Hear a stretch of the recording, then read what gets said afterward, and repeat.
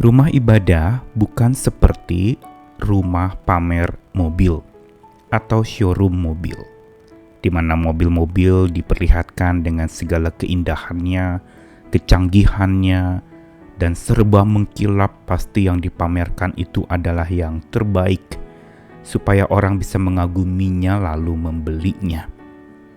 Tetapi rumah ibadah sesungguhnya diumpamakan seperti bengkel mobil, di mana mobil-mobil apapun juga datang dengan keluhan kerusakan yang ada, lalu kemudian diperbaiki, dibenahi, dipulihkan, sampai bisa berjalan kembali dan berfungsi kembali untuk membawa penumpang menuju ke tempat tujuan. Begitu pula pada saat kita datang kepada Tuhan, sesungguhnya kita datang bukan untuk memamerkan kebaikan kita, bukan untuk memperlihatkan bahwa betapa bercahayanya hidup kita di hadapan Tuhan dengan segala gelimang harta atau segala cahaya kebaikan yang kita pikir itulah yang pas untuk datang menghadap kepada Tuhan. Namun sesungguhnya datang kepada Tuhan sebenarnya sama seperti kita datang ke bengkel untuk supaya jiwa kita diperbaiki, dipulihkan, dibenahi, sampai kita bisa berfungsi kembali dan bisa menjalankan tugas sebagaimana yang Tuhan kehendaki. Gambaran seperti yang saya ucapkan tadi adalah sebuah gambaran yang ingin menyadarkan kita bahwa sesungguhnya hidup kita belum baik. Kita masih ada di dalam gelap sekalipun kita berkenalan dengan Sang Terang ajaib itu. Kita masih membutuhkan terang itu bahkan setiap saat kita memerlukannya, karena masih ada sisi-sisi gelap di dalam kehidupan setiap kita yang perlu dibenahi, yang perlu diatasi, dan perlu dipulihkan agar terang Tuhan bercahaya melalui kita. Dan kalau kita mau secara jujur mengakui akan sisi-sisi kelam hidup kita yang perlu diperbaiki, perlu diterangi oleh Tuhan, sama seperti ketika mobil dibawa ke bengkel, maka ada ahli diagnosis yang akan mencoba menebak atau menduga kerusakannya di mana, harus dibongkar mesinnya, harus diperbaiki dan dilihat, bahkan seperti dibedah mobil itu harus dicari penyebab kerusakannya apa. Begitu pula pada saat di mana kita ada di dalam gelap, kita tidak dapat melihat akan bagian rusak dari hidup kita karena gelap. Seperti orang buta, kita tidak dapat melihat diri kita sendiri.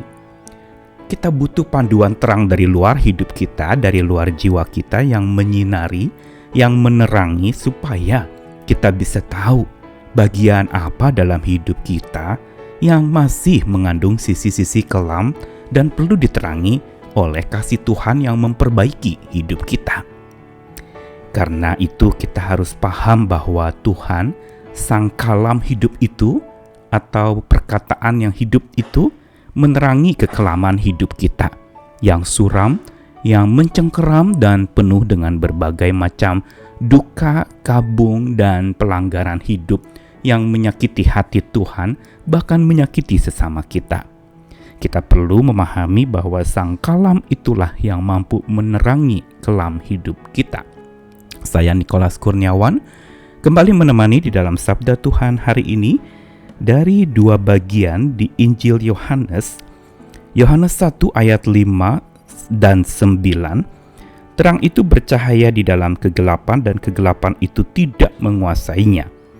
Terang yang sesungguhnya yang menerangi setiap orang sedang datang ke dalam dunia.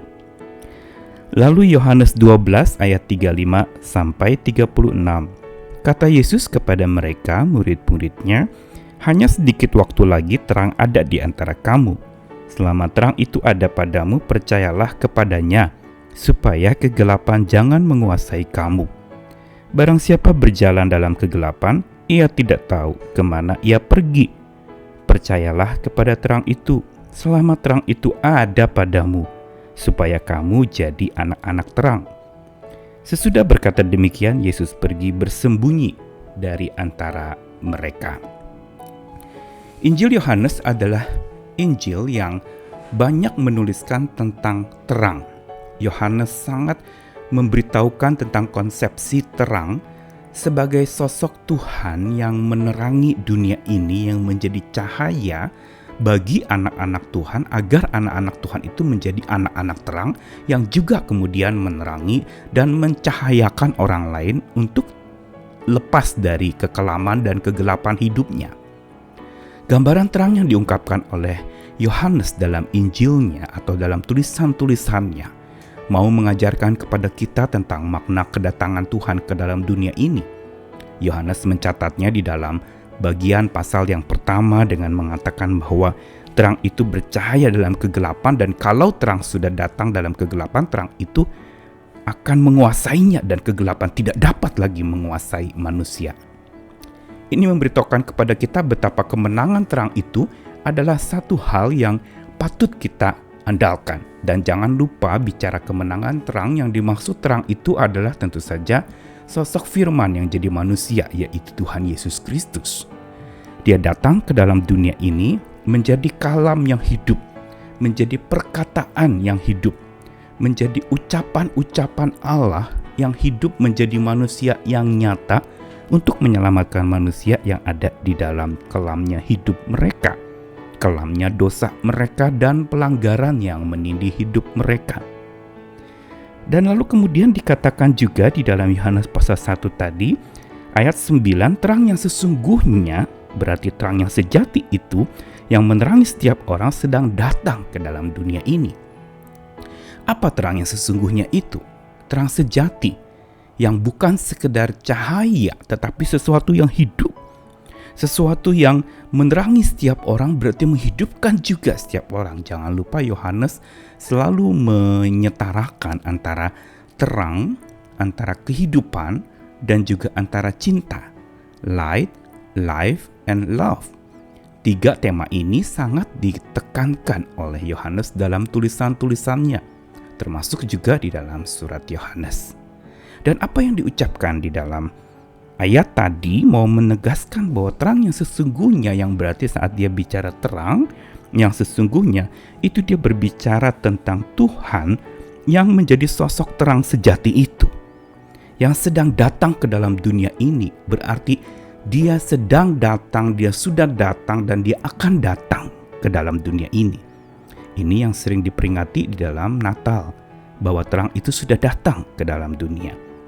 Lalu di dalam pasal 12 ayat 35-36 kali ini menjelang akhir-akhir pelayanan Yesus, itu ada sebuah ungkapan. Yesus mengatakan, terang itu tidak ada di antara kamu seterusnya.